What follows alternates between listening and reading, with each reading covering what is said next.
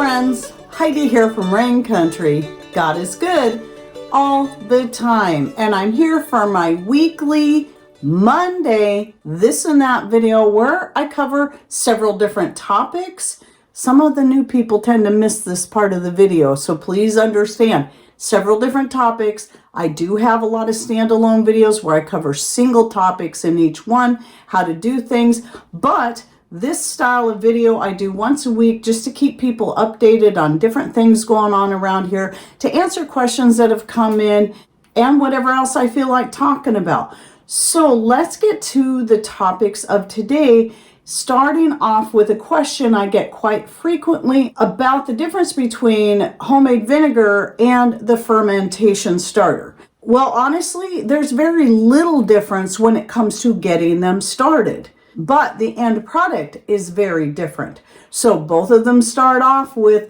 some kind of produce, adding some sugar, topping it off with water, and allowing it to ferment. With the vinegar, you cover it with a cloth, a paper towel, or even a coffee filter, anything that's going to let oxygen get in, and it ferments for approximately 30 days. If you don't give it that kind of time, it's not going to be vinegar in the end. It has to have that 30 days because in the first 2 weeks, it's converting the sugars into alcohol. The last 2 weeks, and again, these are approximate times, it's converting the alcohols into vinegar. But with your fermentation starter, you're only fermenting it for 3 days. And in that case, you just put a cap on it. You don't have to cover it with cloth. You can, but I always just put a cap on it because you're only fermenting it 3 days. You're fermenting it just long enough so that it can get very, very bubbly, and then you can use it for many different purposes, which is why I like it so much. I'm not going to say I came up with this idea. I had learned about the ginger bug years ago for making mead, which is a honey wine. And from there, I decided to try using it for all kinds of different things, even making some natural sodas that only need a few days to ferment, unlike a wine or a mead that needs 30 days. Using it to ferment fruits and vegetables like kimchi and such. Rather than using a salt brine, I add salt only to taste and then use my starter. Again, it only takes about 3 days. If you're wanting something more tart, with your kimchi or even sauerkraut, you're going to let it ferment for a longer period of time. The starter just ensures that it's going to start fermenting without the concern of having to add salt to prevent bacteria growth. The starter just saves you that added expense or step of having so much salt in there.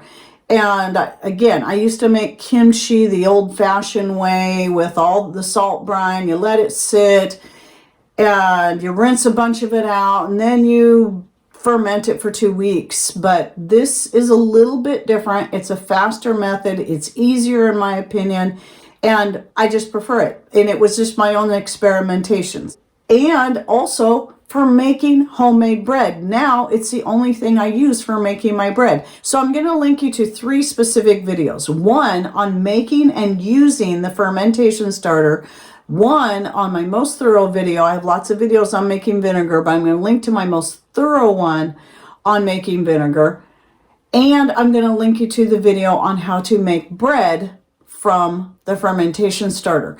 And in those videos, you'll see that really in the end, the fermentation starter and the vinegar are very different products, even though they start off basically the same.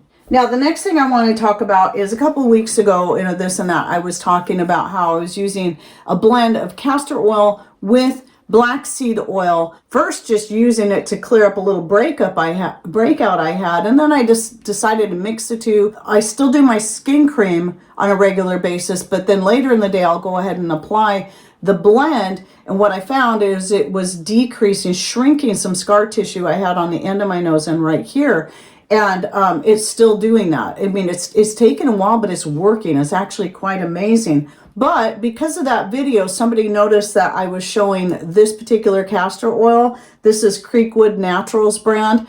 And they noticed I'd purchased it in a glass brown bottle. So anyone who's been watching me for any length of time, I've got 3 videos I've done on the benefits of castor oil, and I have bought castor oil in plastic jugs, plastic bottles. In fact, the very first castor oil I was buying was in a plastic bottle. And then people suddenly out of the blue, years later, started freaking out about castor oil, purchasing it in plastic bottles because some people were out there talking about how it's going to pull the toxins out of the plastic. Now, I agree that if you can get something in glass, it's always going to be best anyway. I don't care what the product is. However, the funny thing about some of these people how this all got started about the fear mongering about purchasing castor oil in plastic bottles or jugs was because there was somebody out there selling their own product that they sold in glass bottles.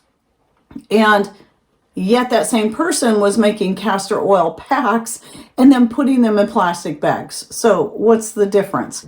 Let me come back to the question. The question was, have I changed my stance about buying castor oil in either plastic or glass bottles? No, I haven't. I started buying this brand because of the brand, because of the small US-based business, 100% US, family-owned business, and they do happen to sell it in glass bottles. And I do reuse bottles like this quite a bit, so I don't mind. However, the reason I don't have a problem with people purchasing castor oil in plastic jugs and then, if they would like, repackaging into jars and bottles of their own, which I have also done, is you can do that and save a lot of money. But also, most of these companies where you're buying castor oil that's packaged in glass, dark glass bottles, the castor oil they got to do that was shipped to them in plastic drums and then repackaged into glass. Well, you can do the same thing. You can save yourself some money, buy a big jug, 1 gallon jug of castor oil and repackage it into glass. There's no difference when it comes to that. Now, I would assume maybe the longer something sits in plastic, the more chances you're going to have of some of those microplastics ending up in your castor oil. You got to understand the whole picture, and then you make your choice from there. But I am also very happy to support Creekwood Naturals, and they only sell their castor oil in glass bottles, and I'm also fine with that. Again, I recycle those glass bottles for other things. Now, another thing I want to cover that a lot of people don't realize, when they're specifically looking for hexane-free castor oil. Well, this doesn't say on here hexane-free, so somebody probably wouldn't buy it. But it is hexane-free. You know why I know that? Because it is cold-pressed. All it has to say is cold-pressed. That right there will tell you it is hexane-free. The reason some castor oils may have hexane in them is because that is what was used to process the castor oil, rather than cold pressing. It's going to be one or the other, not both. So that's how you know that. So I just want to clarify that for people who are concerned. They might see cold press, but it doesn't say hexane free on it. It's sort of like looking for baking soda that says aluminum free, when baking soda, regardless of what brand it is, if it's pure baking soda, it already is aluminum free. They do not add aluminum to baking soda. It's just a big misconception. But because people got confused about the difference between baking powder, which often does and has had aluminum added to it, as a drying agent to prevent the clumping of the two ingredients of baking soda and cream of tartar, which are opposites. One's an acid, one's a base. So when they're combined together, they can easily clump if they don't have a drying agent added. With thinking that all baking soda has to be aluminum free, so then companies started putting aluminum free on their baking soda to make sure people understood that, but also as a selling point. Aluminum free, but baking soda is always aluminum free. So the same thing goes with cold pressed castor oil. It's always going to be hexane free. They don't have to add that to the label for it to be hexane free. You just got to understand how it all works. So some of it's all about marketing. Oh, and then as you can see here, this is one of Shepherd's Crook's limited flavors they have out right now. It's called the Renewal Blend. I bought a couple of bags. to try it out while they had it. And hopefully they still have some by the time you see this video, because when they bring in a limited time one like that, it tends to sell out pretty quickly. So that's why I wanted to snag some while I can. I have my favorites, but I do like adding others to mix it up. Very, very good. I suggest, if there's any left, give it a try while you can. I'll have the link down there. It's not an affiliate link. I don't earn a commission off of the sales, but I can still give you that 25% off your first order by using RAIN25, I think it is. You'll see it in the description box for sure. You add that coupon code in there and you can save that on your first order. So I really love Shepherd's Crook, family owned, US business, and they're really great people. I talk to Laura off and on Instagram, and faith-based, all that. This is why I really like dealing with them. Plus, they have high quality organic coffee that is low acid. Excellent stuff. Okay, let me come back to the baking soda thing, because I want to say this very quickly. I'm not going to go real in depth on this, but when I did the video a while back on the, letting people know that no, your baking soda does not have aluminum in it, some people were like, yeah, but you got to learn about how some is synthetically produced and some is naturally mined. Well, there's kind of some truth to that, but not. You got to understand how, again, certain words are being used for marketing. So there are two different ways that baking soda is mined and then refined. And there's one that is more limited in how it's refined, where the other one, like Arm & Hammer, has a little more involved, but it doesn't necessarily mean that it's unnatural. It is done in a lab, but what's involved in the process isn't exactly unnatural, and it doesn't mean there's like some harmful chemicals added. It's not that at all. I'm going to link you to a post where a guy did some pretty thorough research and put it together, explained it quite well on the two different processes. Regardless, the end product is still pure sodium bicarbonate. It's still the same in the end. Now, if you want to pay a little bit more for one like Bob's Red Mill that has less involved in the refining process, sure, go ahead and do that. But regardless, your end product is still the same. You're basically paying more for that.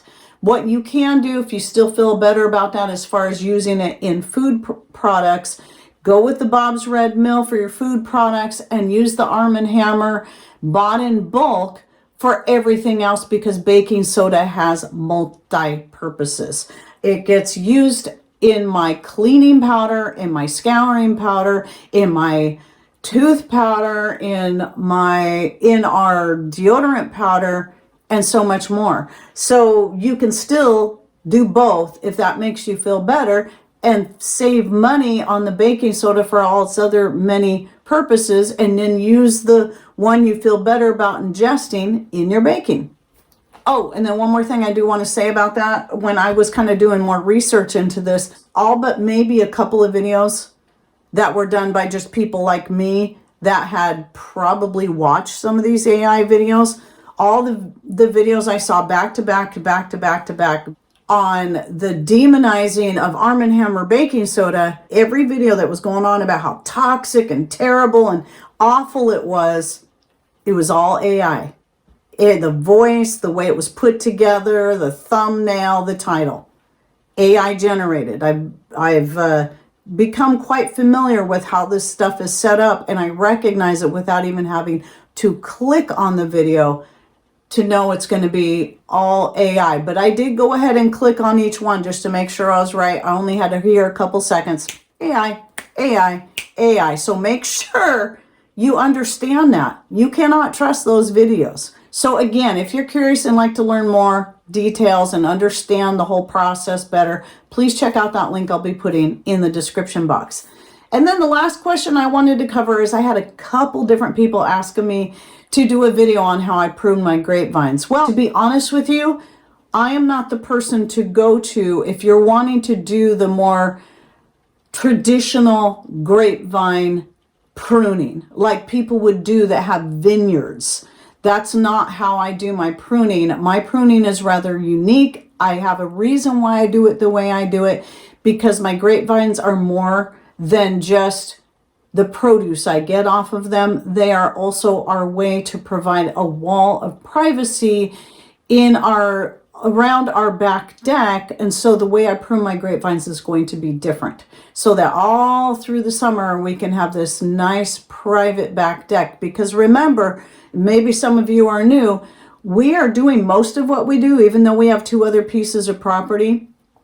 Most of what we do is right here in our little shy 1/3 acre lot in a neighborhood, which means we have neighbors.